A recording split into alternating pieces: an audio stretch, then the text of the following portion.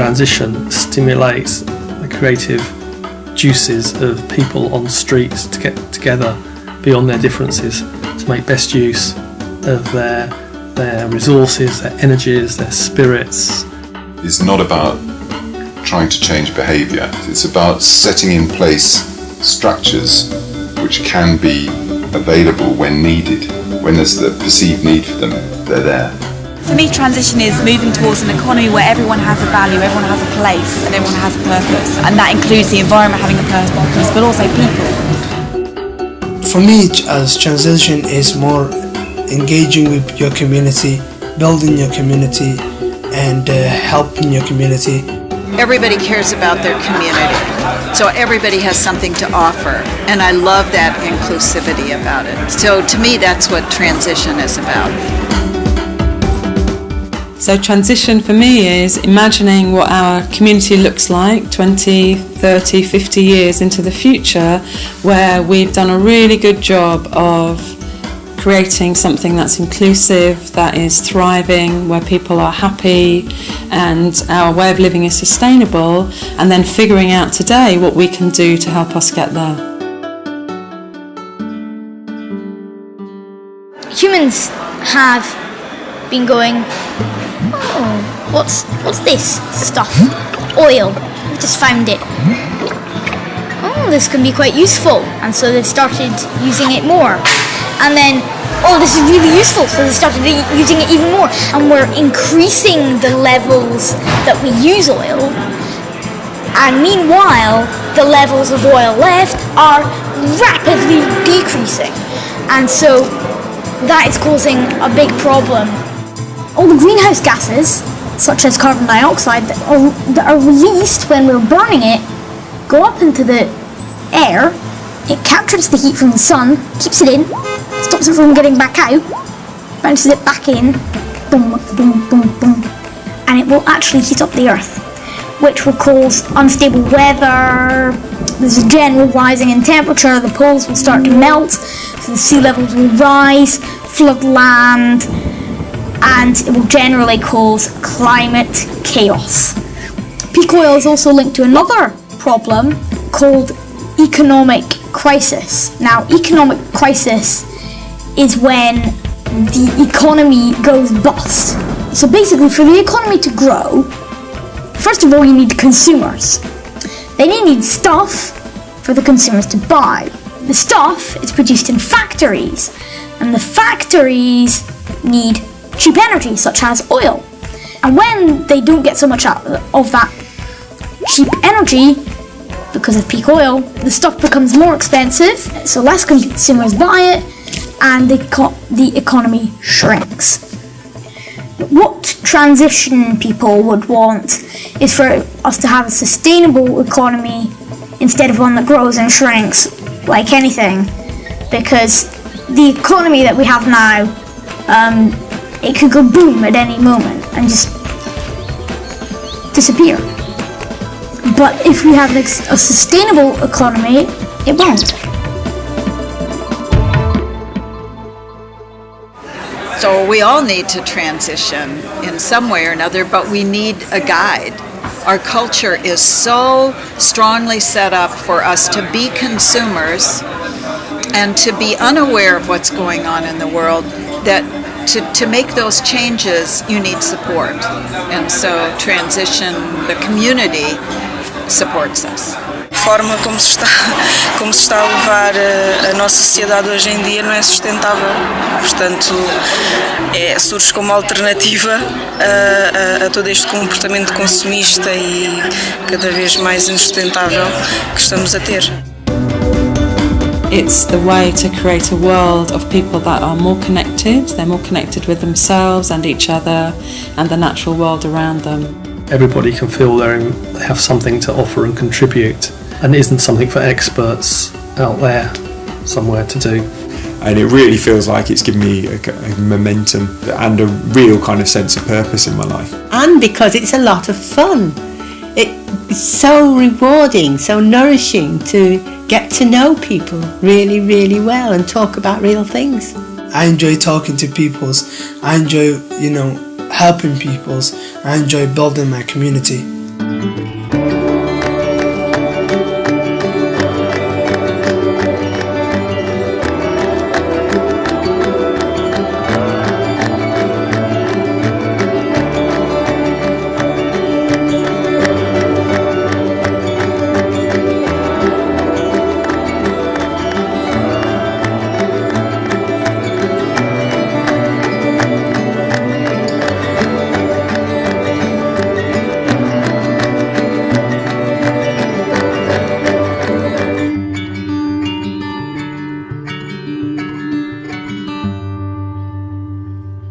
Transition starts with a group of people coming together, and that group of people can come from a range of different places. They might be a group that's already been meeting, has something else. It might be a group of people who already know each other but don't work formally together.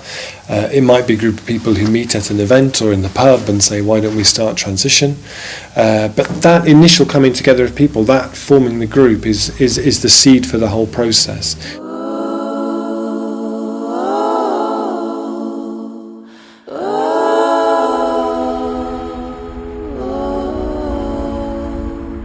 The first event was on the 3rd of April. 8 people showed up.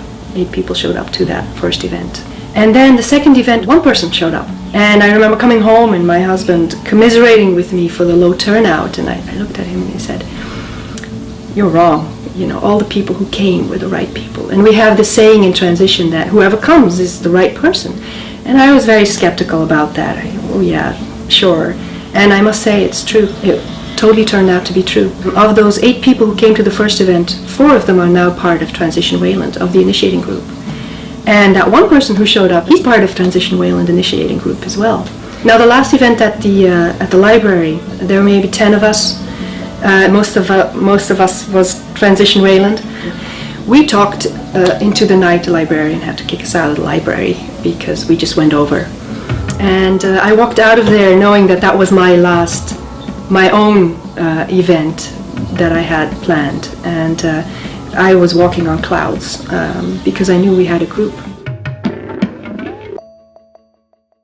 What we've observed from looking at what transition groups are doing as part of this 5-year experiment we've been doing is that they go through a number of stages. The first stage we call starting out, which is that creative, playful, storming sort of stage where you're running around showing films, putting up posters, organising events, doing awareness raising stuff, starting to lay the foundations for what will become the Transition Initiative. But at that stage you might not even call it Transition Wherever.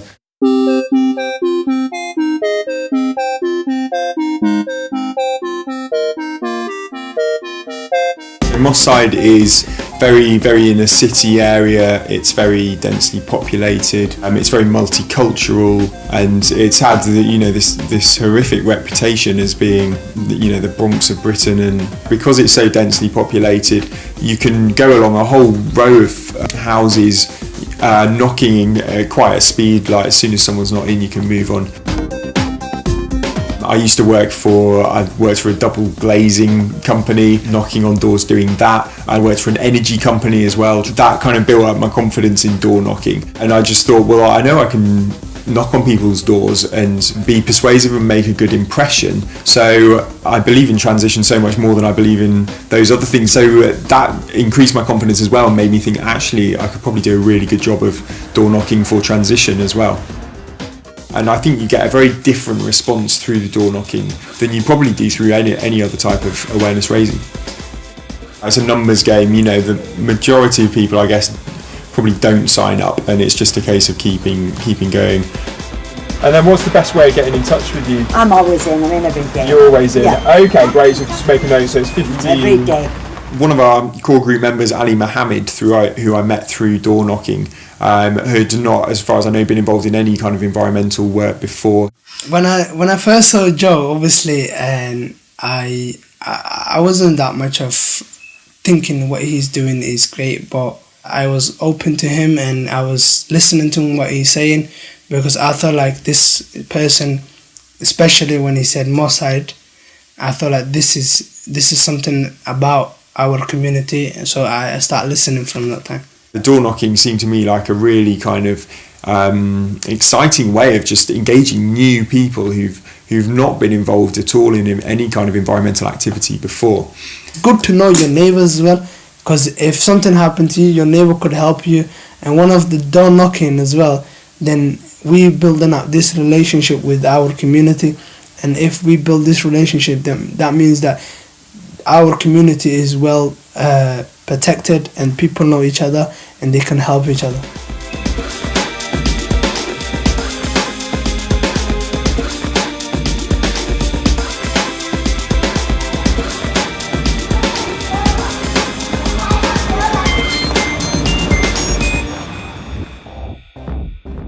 There's no right way to do transition. Sometimes you'll start your core group, and then one of the first things that core group will do is to start an awareness raising program. So it'll do flyers and posters and show films and so on.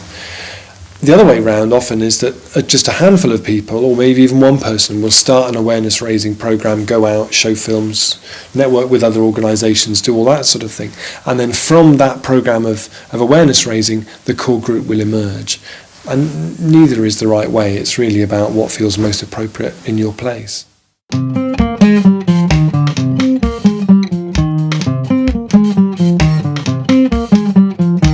A terra onde vivemos pertence aos nossos netos. Temos de viver do que ela nos dá, sem estragar e sem depender de outras regiões. A aldeia das Amoreiras é a nossa terra e temos de a gerir sustentavelmente. O primeiro passo é sonhar. Qual é que é o seu sonho para a aldeia e qual é a sua aldeia de sonho? Ok? Eu não gostei para ser ninguém. Os velhos têm morrido. Os novos vão tornar a vida para o outro lado. E cada dia está aí com medo de velhos e pronto. Tenho ideia de boa conversa. A gente todos uns com os outros, que é o que temos falta. De conviver bem uns com os outros todos e auxiliar-se isso que a gente pudesse. O meu sonho, sabe o que é que era? Era uma casa aí, por exemplo, aí o médico tem na posse lá acima. Era o meu sonho. Algumas coisas mais para as crianças, tipo alguns jardins mesmo para crianças, um parque. Ah, já que é de jardim não? Comércio para as pessoas poderem se receber e fazer grandes deslocamentos, ir a Ourique, ir ali. Então ter mais comércio na aldeia. Ter um bocadinho de comércio na aldeia.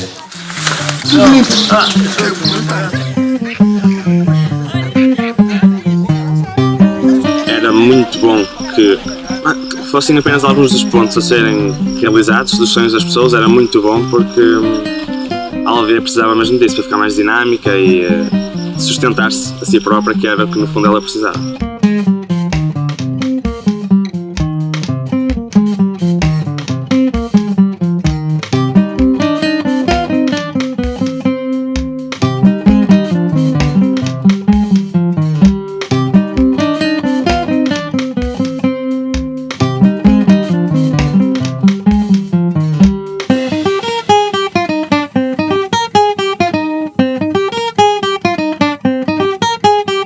Having a vision of the future becomes like throwing a magnet or a whirlpool in front of you that over time starts to draw you in that direction. There's a real power to doing that, I think.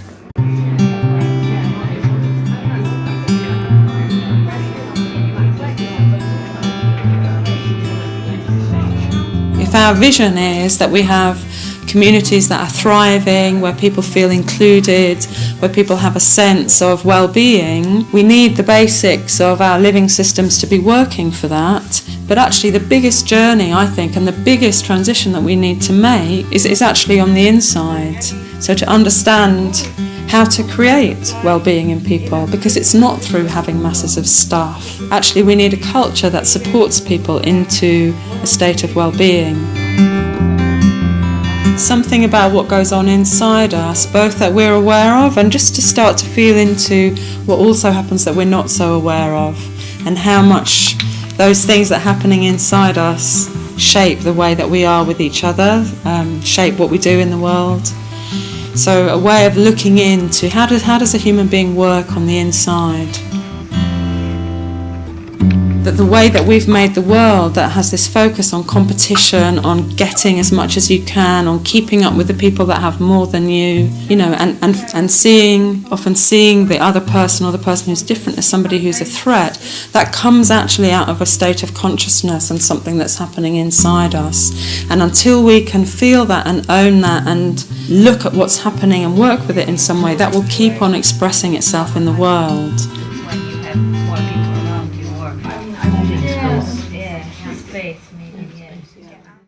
The second stage we call deepening, which is where you realise all of a sudden, hey, we are now transitioning wherever it is, and we're becoming an organisation, and we're having to make things a bit more structured and a bit more formal, and it feels very different from that initial starting out phase. It feels like you are becoming an organisation.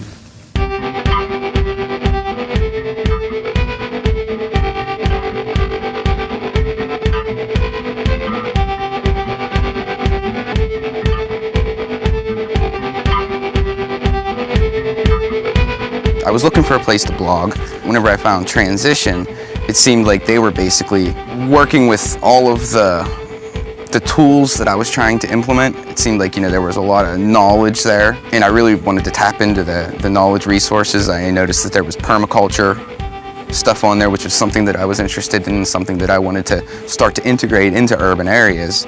Transition was like a culmination of everything that I was interested in the one website. It's kind of tough to find other people like that. I used to not think that there was anybody that was really interested in gardening, my age. And Transition Pittsburgh and, that website and everything associated with it just kind of showed me that there are people out there that, are gardening, which was kind of considered a girly hobby in the past, to where now, I can listen to heavy metal, dress like a punk, and still garden and be cool. We're in Wilkinsburg, Pennsylvania, a suburb of Pittsburgh. It's a blighted area by any means. Well, first thing we do in the morning is we like to go and check the abandoned houses to make sure that there's no squatters in them, so it's at least safe for us to operate. We're gonna do the yellow house. 20% of the lots here are boarded up or vacant lots. Hello? Hello? Anybody home?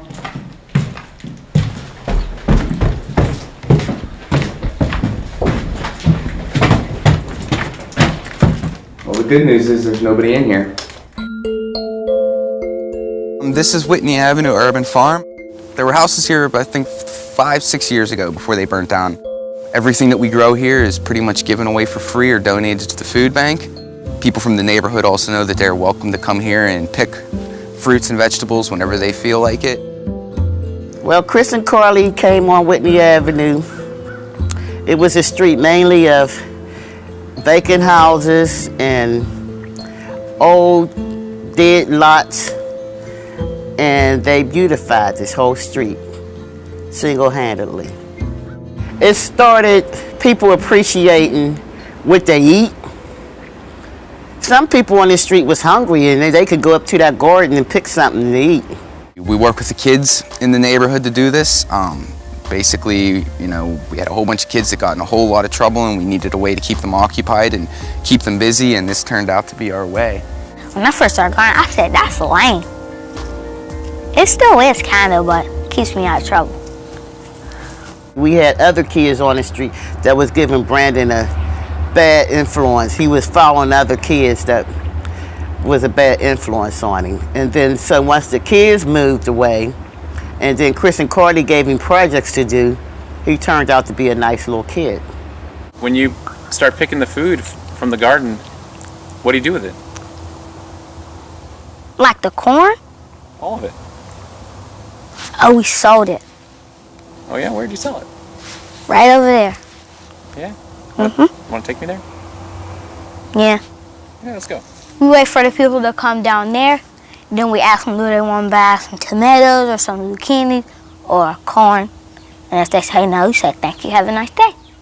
We love the kid. He's like a son to me, I want to teach him everything that he's not getting at home. What happened here in Wilkinsburg, one of the main things that the that the downfall has been attributed to was the loss of fathers, basically. A lot of kids that are here have either their fathers are in jail, they were murdered at some point, or they've just disappeared altogether. There were gangs here, and whenever the FBI came in and dismantled the gangs, then, you know, that meant they hauled off and threw in jail for 20 years, sometimes 60, 70 people at a clip, all men, most of them fathers. My goal over time would be to establish more of these types of gardens around Wilkinsburg so that people can feed themselves. This is a model, what I'm doing here, of what could be done in really every street in Wilkinsburg has at least one lot that's had a house torn down in it. You know, it's ridiculously simple. And I'd like to see every little neighborhood in Wilkinsburg should have a little garden. In a way, I guess I am showing them sustainability, but they were not. I don't even think most of the people on the street could have told you what sustainability was 2 years ago. It's changed the block to where everybody else in Wilkinsburg envy our little street. Everybody wants to come to Whitney Avenue, but it's the best street in Wilkinsburg. I'm crying, you got me crying.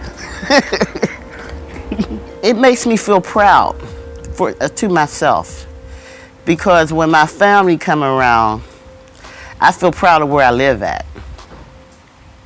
And that's changed me.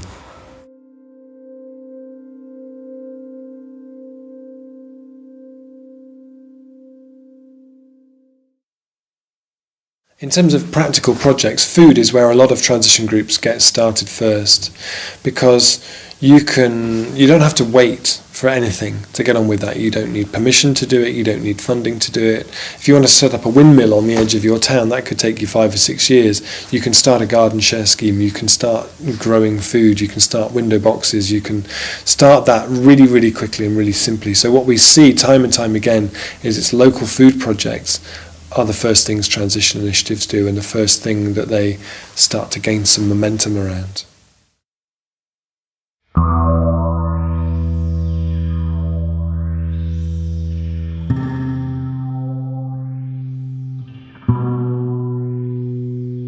We're at Kilburn Station on the Jubilee line, and 4 months ago these beds were empty, and that's what gave us the idea of asking the Tube, could we plant something here? And we specifically wanted fruit and vegetables to show people how easy it is to grow fruit and vegetables anywhere.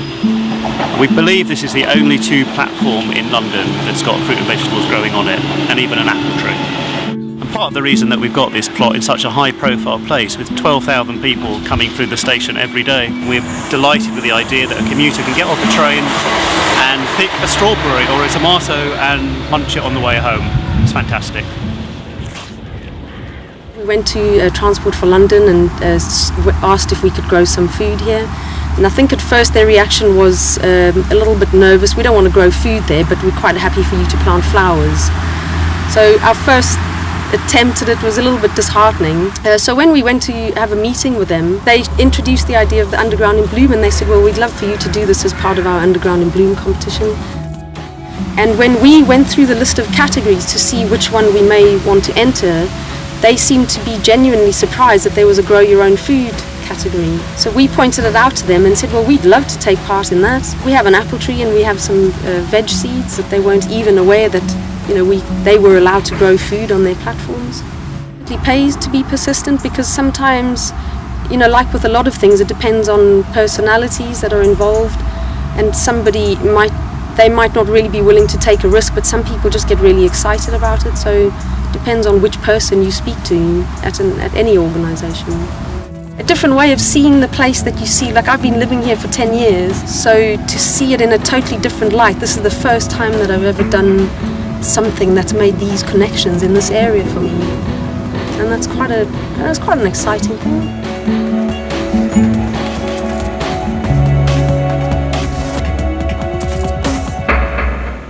It's really important when we do transition that we design in some space to celebrate. You know, there's that cycle of dreaming and planning and then doing something, and then remembering to celebrate what you've done before you go back into that cycle again.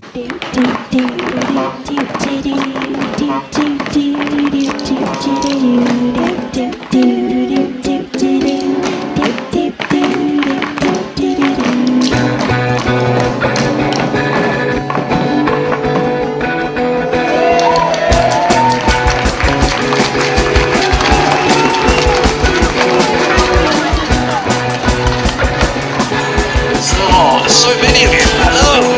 Hello. Say hello back to me. Celebrating appreciations, all of that positive communication really helps us as human beings just to feel resourced and good about ourselves. That where we create space to celebrate each other's achievements, to appreciate the qualities that we see in each other, people build trust and they enjoy being together. Whereas if we're in a constant state of pressure and we don't have time for that because we're moving on to the next thing, actually that's just a recipe for people to be exhausted very quickly.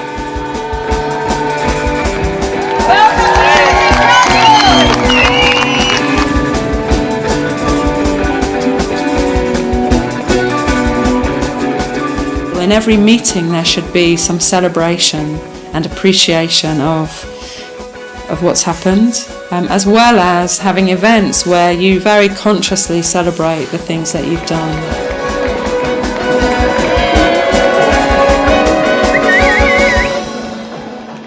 It would be really deceptive if this film gave the impression that transition always works and is always glitteringly, dazzlingly successful. Sometimes individual projects or different initiatives or the entire organisation will fall to bits acrimoniously, or just maybe they run out of steam.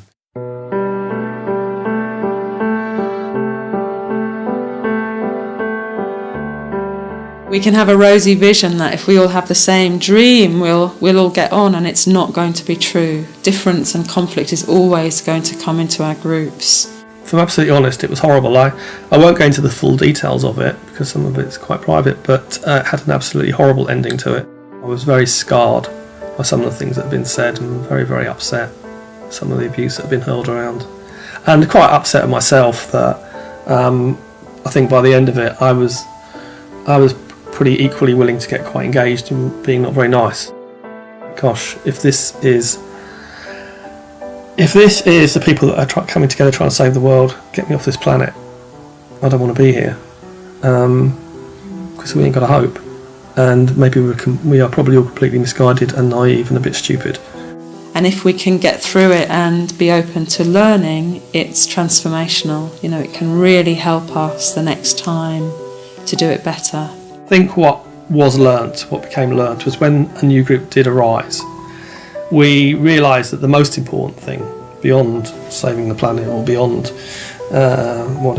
peak oil, was that people really focused on being able to hear each other and have respect for each other's view, not necessarily agree with it and be able to say we don't agree, but to tolerate and consider relations between people as the primary thing.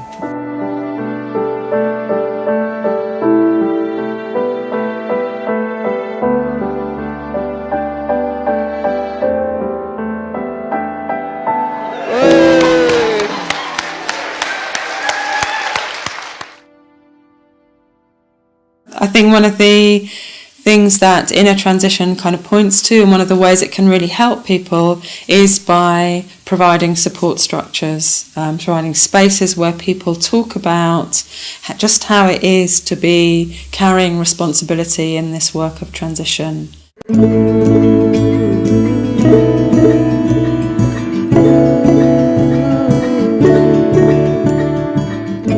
me, I mean, because we're not in Transition Town Incorporated, there's no line manager sort of giving you a pat on the back. So for people who are running things, I think it's good to have peer supports, other people that are like yourself who can, you know, hear what you've been up to and who understand the problems that you're facing. It's very tiring being at the front of what you're doing, or feeling that you're at the front of what you're doing, and you can forget why you're doing it. But there's something about going back to the emotional pool, the emotional source that reminds you why you're doing it and puts you back in touch with that drive in a very good way, you know, and you feel happy about it again, you know, rather than on a treadmill. I think it's absolutely fundamental. I think transition calls for everybody to step into a different level of leadership.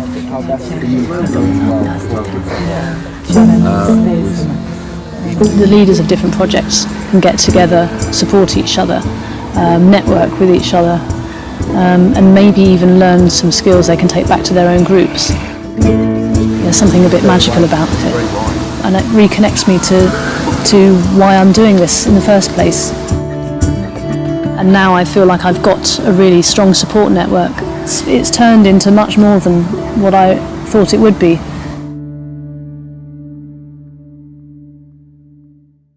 The third stage is connecting, and that's where once you're up and running, you start to really reach out into the wider community, to the organisations and the people you might not normally have come into contact with at that stage, the local council, local businesses, the wider community. So connecting is really a stage which is about embedding the project much more deeply in the community and making it much more relevant to as many people as you can.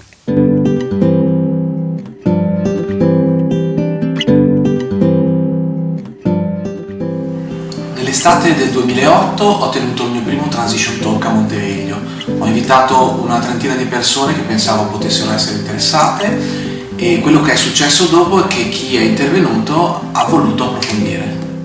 È stata un'esperienza che mi ha visto nella prima riunione rimanere veramente scioccato rispetto a quelle che erano le informazioni che ci venivano date. Diversi mesi più tardi eravamo tutti molto più consapevoli di quando avevamo cominciato. Qualcuno di noi ha pensato di proseguire il percorso all'interno del gruppo guida di Monteveglio Città di Transizione, altri come Umberto e Daniele hanno pensato di candidarsi alle elezioni per il Consiglio Comunale. Hanno vinto e adesso sono il sindaco e l'assessore all'ambiente. Il risultato è che ci siamo ritrovati con un consiglio al cui interno c'erano due persone molto consapevoli rispetto a tutte le tematiche della transizione, e anche gli altri avevano un'idea piuttosto chiara delle sfide che avremmo dovuto affrontare negli anni successivi. Cioè, come fa un amministratore di una città di 5.000 abitanti a prendere atto della crisi del modello di sviluppo crescita limitata, della fine dell'economia del petrolio e a indirizzare delle politiche? Il primo atto è stato quello di scriverlo nero su bianco.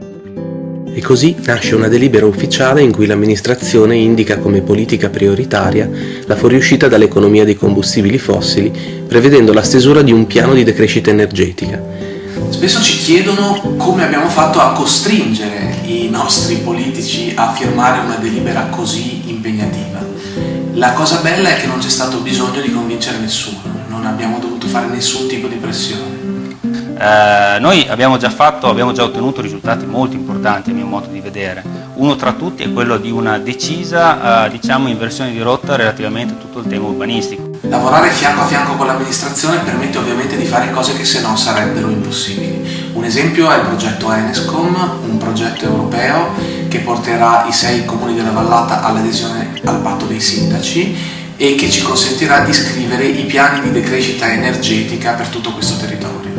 Se poi queste politiche si fanno avendo dietro dei ragionamenti come quelli che ha fatto il Comune di Monteveglio sull'aumento di resilienza e sulla fuoriuscita da un'economia basata sul petrolio, l'adesione dell'intero territorio al patto dei sindaci diventa ancora più interessante. Il patto dei sindaci è un programma europeo che mira alla riduzione delle emissioni di CO2 e allo sviluppo di energie più sostenibili e rinnovabili.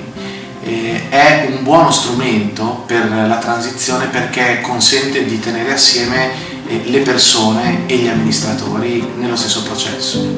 Quindi a Monteveglio vediamo succedere quello che già accade in tante altre città di transizione. In più c'è questo forte coinvolgimento del livello istituzionale che speriamo possa portarci a cambiare la realtà delle cose un po' più in fretta.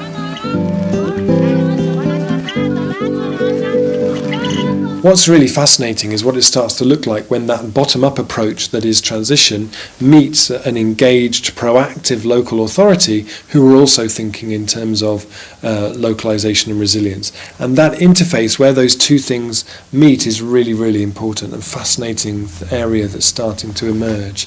How can a council best support the transition process rather than drive it?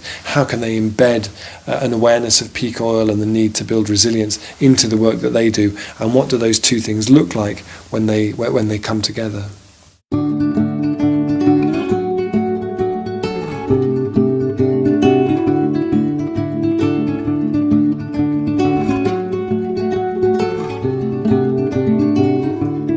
Transition Together was originally conceived here in Totnes through the Transition Town Totnes initiative as a way of engaging people in a street-by-street kind of a way. So a group usually starts by somebody coming into the office or ringing us up and saying they're interested in starting up a group in their neighbourhood. And they are the ones who then actually go and recruit all their neighbours. So that is something that's a bit different about our project. We don't go out and knock on people's doors. They're the one who does it. So they usually get together between about 6 and 10 of their neighbours, and they then go through 7 sessions. So they have 7 meetings together.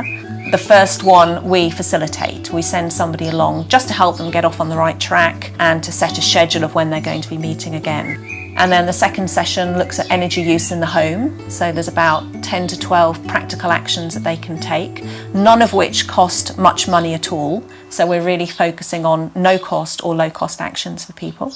And then at the end of that first session, they write a little action plan, and each person usually takes on 2 or 3 actions that they say they're going to do or try and do before they meet again. Lots of things we were able to put into practice about how to save energy and how to be better users of the resources that are on this planet, really. Without suffering, actually without suffering. And that's the key. It was actually a fun thing to do. Because it looks at it on a street-by-street level, it means people can start to imagine the implications of that and start to think about what a post-oil, low-carbon world's going to look like on a small scale. It's not about how are we going to imagine the world totally changed. It's how can we imagine this bit of the world, how can we imagine that transformed and made over? And that feels much more digestible. By applying the things that we read about in the units, talked about, made a big difference. It's been more a sense of how we are in our lives rather than what we're doing, being more aware, being more conscious of what we're doing with our lives in regard to energy and wasting it or not wasting it and doing our best.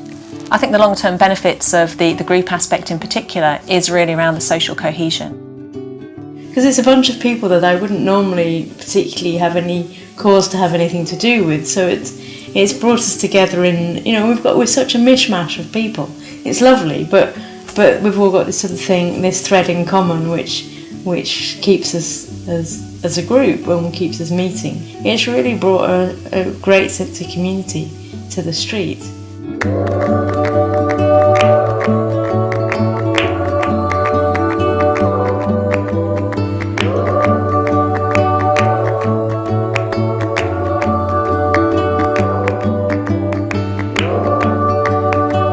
See that creativity spark and people start looking at each other's gardens in different ways and looking at each other's rooftops as having great potential. And I think probably in the long run, that's the change that will stick. It's what society needs, what we all need, is to live in a safe world. And I think this is a start for it.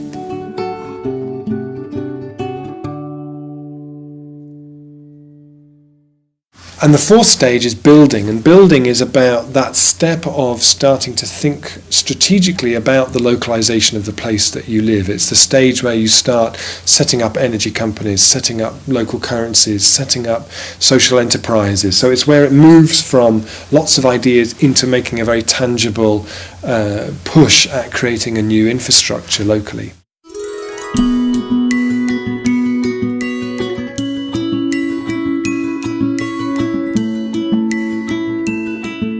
Well, there's been a greengrocers here on this site for a long, long time. I've been shopping here at least 50 years. Certainly since the war, I think, it's been a greengrocery business here. The business was running down. It was looking increasingly like it was going to close. So we started talking to him about how we might take over and run the shop as some sort of community business. The community-owned approach was a very deliberate move for ethical reasons, I suppose, but also very practical reasons. You know, we wanted people to use the shop. What better way to get them to use the shop than to give them ownership of the shop?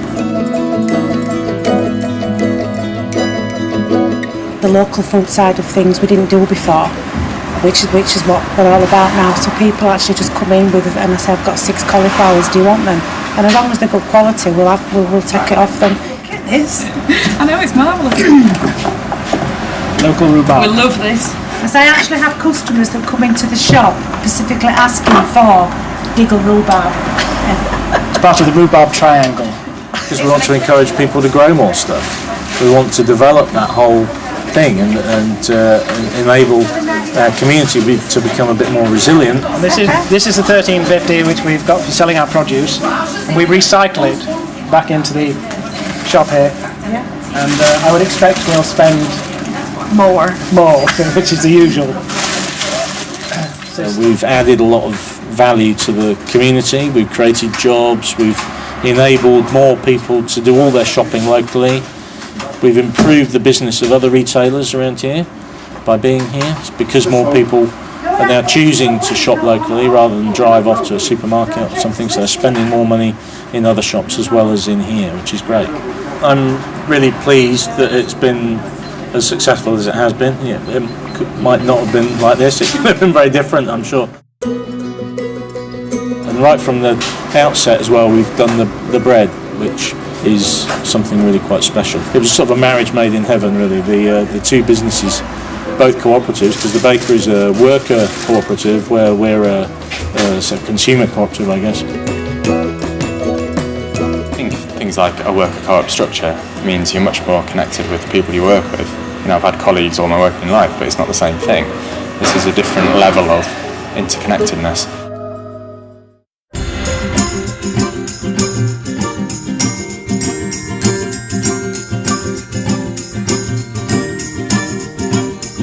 We started the bakery just over 3 years ago now. We managed to get together a group of about 60 families who paid up front for their bread, sometimes up to 12 months at a time, and the longer they subscribe for, the bigger the discount we offer them.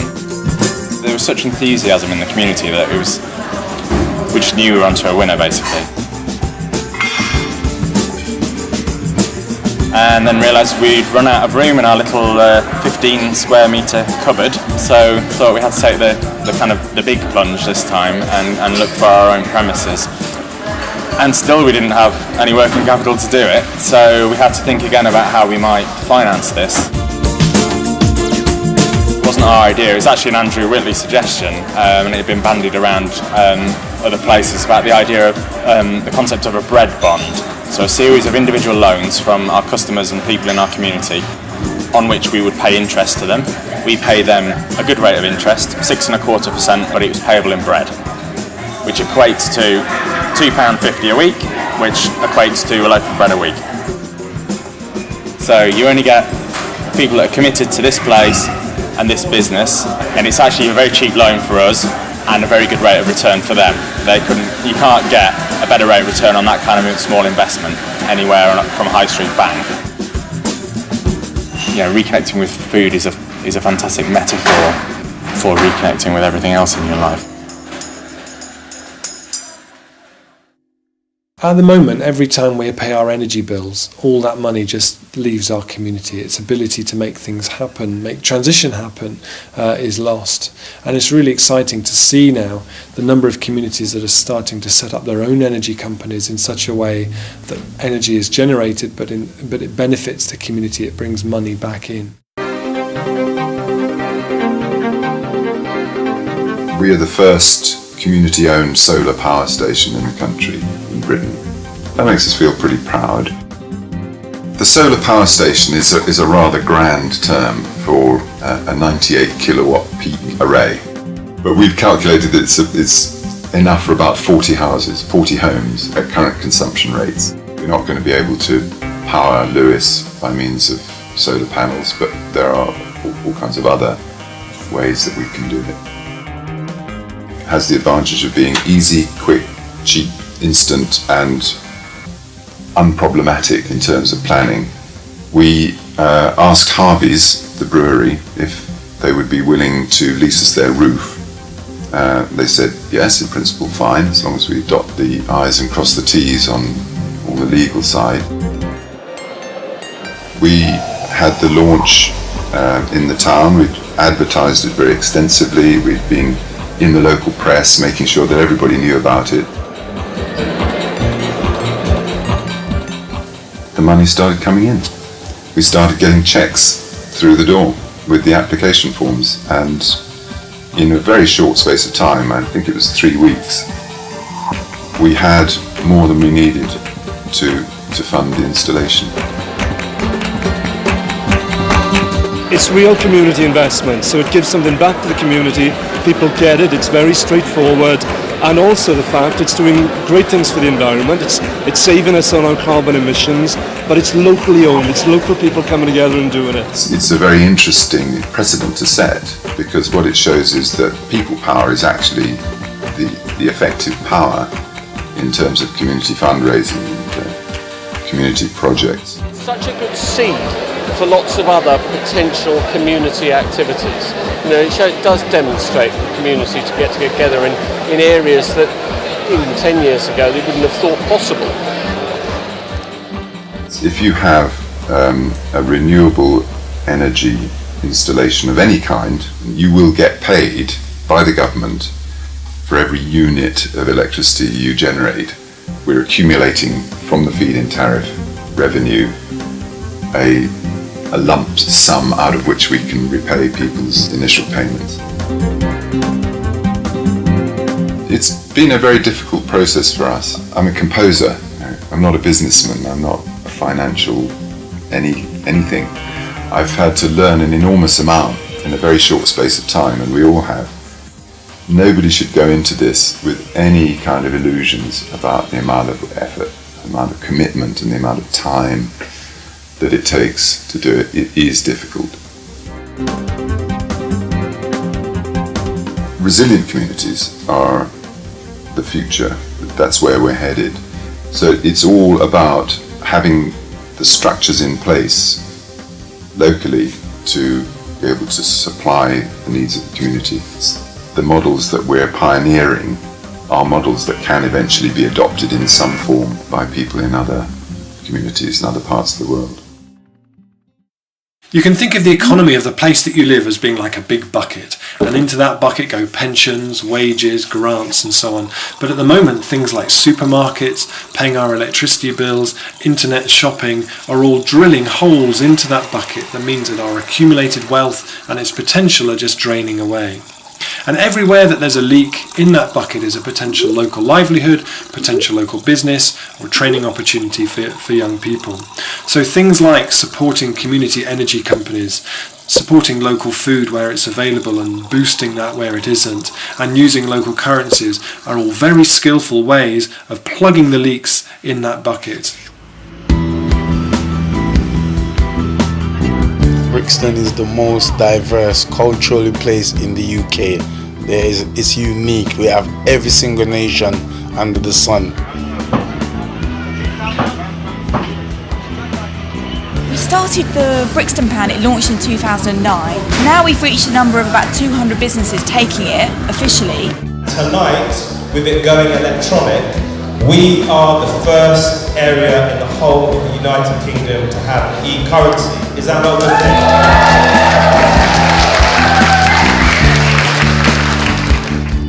We're now advancing into a digital age with the pound.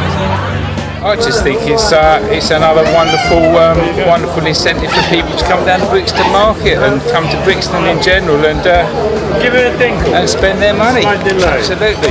Thank you. The New Economics Foundation, a Dutch organisation called Coin, and Transition Network have been developing the software to actually launch this kind of electronic currency. But Brixton is the first pilot where it's actually being tested in practice. Hi there. Hello there. How's it going? Oh, not too bad. So I just wanted you to have a quick look at my watch. You want me to fix it for you? Yeah, just have a quick look at it. See if it's Right, I'll just get the seems to be- special All watch right. fixing tool out. And right, no problem. Let's have a look and see what we got here. Right, well I reckon that's going to be a new battery in that one. Okay, How's great. that? Lovely. There you go, and it's working. Lovely. So look. £2.50. £2.50. Right, can I pay by text? Is You that all right? certainly may. Absolutely. So just go to the Brixton Bank. And you're Stuart the Watchman. So it's STW. You got on? Yeah, got the message. Very nicely. Lovely. All right then. Yeah, got me message. Job done. Lovely. Fantastic. Thanks, There you go. See you next time. See ya. Thank Bye-bye. you. See ya. What we've developed, which is a pay-by-text system, can be used by anyone with no hardware at all. I mean, you don't need a swipe card machine. All you need is a mobile phone. It doesn't need to be a smartphone, it's just a very simple, basic mobile phone to send a text, and that's all you need. Can I pay by text? Yeah, you can. So what's your username? It's Sana Foods. Yes, Sana Foods. Our local independent businesses are absolutely crucial to resolving the economic problems that we've got at the moment, because small and medium-sized businesses are the lifeblood of the British economy. And the thing about the Brixton Pound is, the whole ethos of it is about us spending our money locally and turbocharging our local businesses so they thrive and prosper. The importance of the Brixton Pound isn't about shifting money from, say, North London to South London. It's about creating a different type of economy. So one where we're actually asking questions like, can we supply things locally? Are there people that live locally that could fulfil this role? And can we do things a bit differently? It's about actually having a sort of economy where everybody can have a role, can have a job, and where we can have a really thriving, diverse type of strong local economy. Fantastic. So yeah, I've got a confirmation text there. Lovely. £3 convenience. Great. Fantastic. Thank you very much then. Great. Have a good day. See you again. Bye. And there you go. The Brixton Pound. Electronic. Fantastic. Transition initially was designed really as a detox for the West, as a way for the more affluent West to reduce its emissions to meet the developing world coming up the other way. But it's been fascinating over the last year or so to see it start to emerge now in the developing world.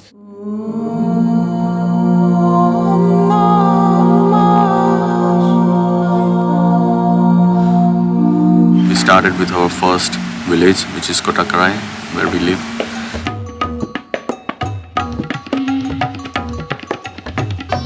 Our first goal is for the village, our homes, the families to have access to nutritional food. That's the core of our program and our project, is everybody should have access to good quality food. We go to one house, we say, do you want to start a vegetable garden? We bring the seeds and we show you how to maintain it. And as soon as we start, then neighbors will come and say, okay, can we also have the same? And that's how we have been growing with this concept.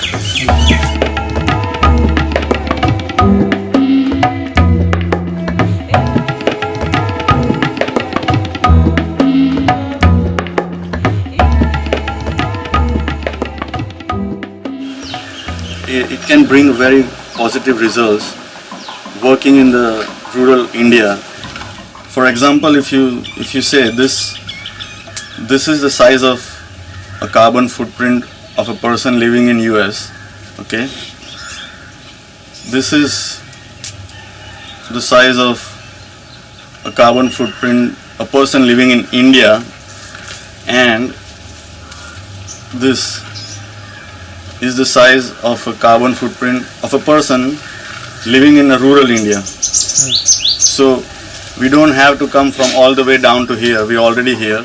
We just have to adopt models where most of our practices are green practices, are renewable practices, and still keep the villages, the rural India, in rural India, so it will stop migration. We are bringing the transition from an old model of traditional village to a developed India, and find a balance where they don't feel they're left out not living in the cities. We're very happy to see smile on the faces of villagers, like they are very welcoming us to open their heart and their house.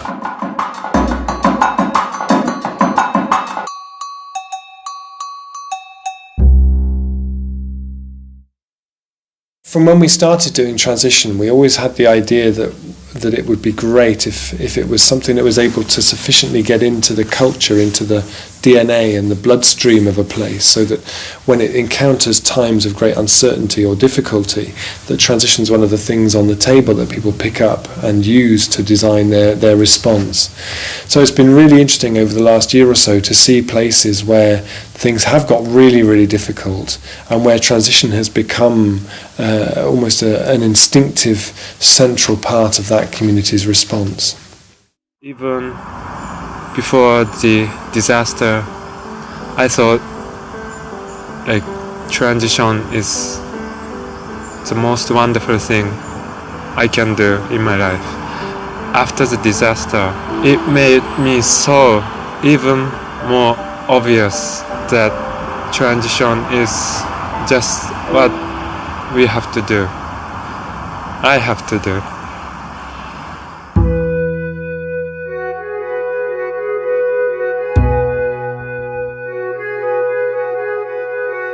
うちの電力は今メーリングリストに登録して情報を共有しているメンバーがだいたい80名から90名ぐらい。そもそもは311の地震と原発事故をきっかけにして立ち上がって今の電気の在り方はどうなのか、これからの電気の在り方はどうなのかということを考えるようなそういう趣旨で集まってきたんだと思うんですが、今までいろいろと考えて話し合いもしてたんですけど、なかなか実際の行動には落とし込めてなかったようなところで、ああいう災難があって、そこで誰かが呼びかけたんですね。富士野電力っていうキーワードで僕たちにも何かできることがあるんじゃないか。その富士野電力っていうキーワードで一気に立ち上がった。光祭りというイベントをきっかけにして一気に具体的なステップに踏み出していった。今年第8回目で、今年については全部自然エネルギーでその祭りの電気を賄おうという趣旨で進んだんですね。大体延べ人数3日間で5000人ぐらい来場していただきましたけど、そういった規模のイベントを全て自然エネルギーでやったと。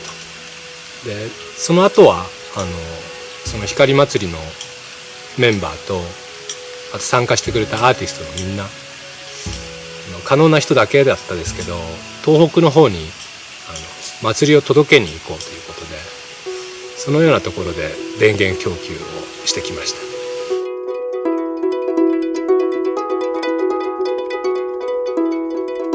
それとは別にやっぱりこの自分たちの住む地域、地元を全て自然エネルギーで賄っていきたい。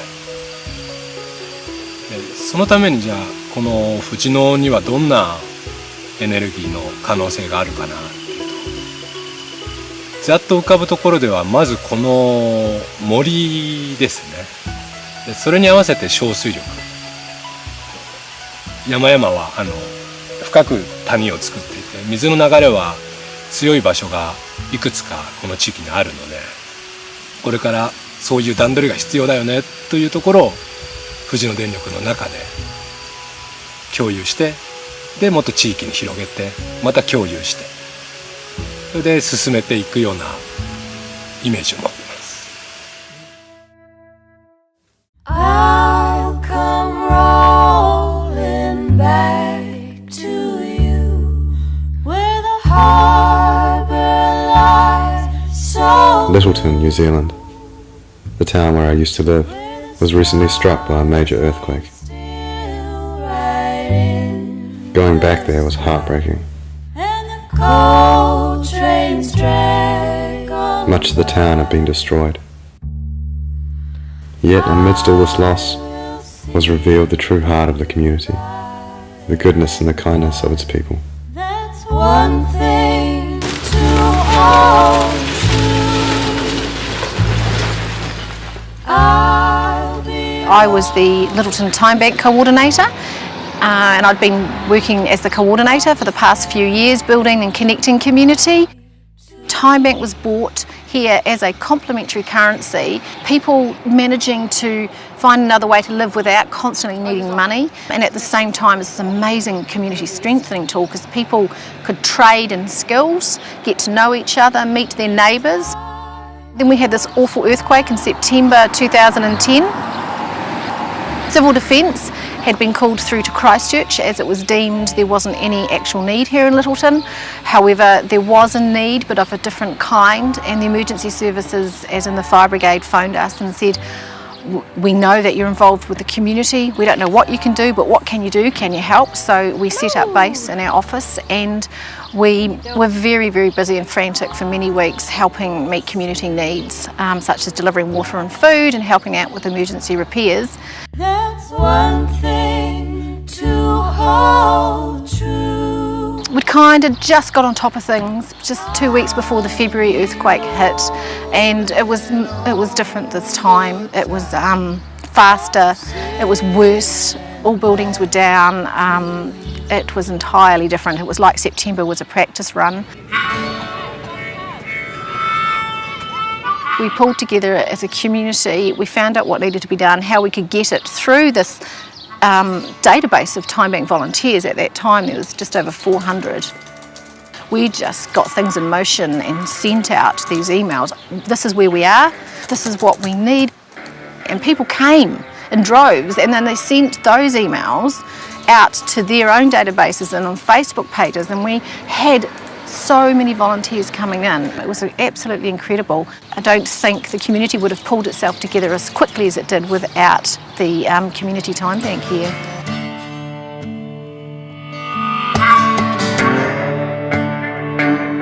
This goes out to everyone who lost anything but found each other, because the true heart of a community is its people.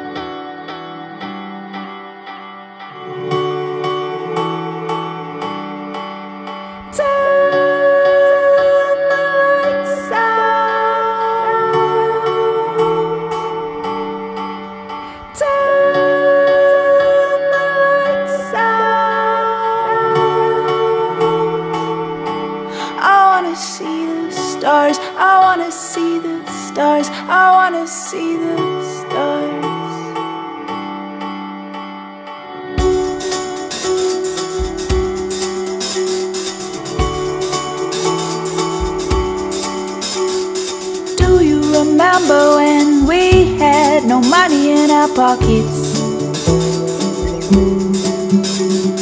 We made gains from the things that we already had. We ran outside and climbed trees and made camps. We made up songs from the tunes in our heads. Turn the lights out. Turn the lights out. I wanna see the stars. I wanna see the stars. I wanna see the stars. Do you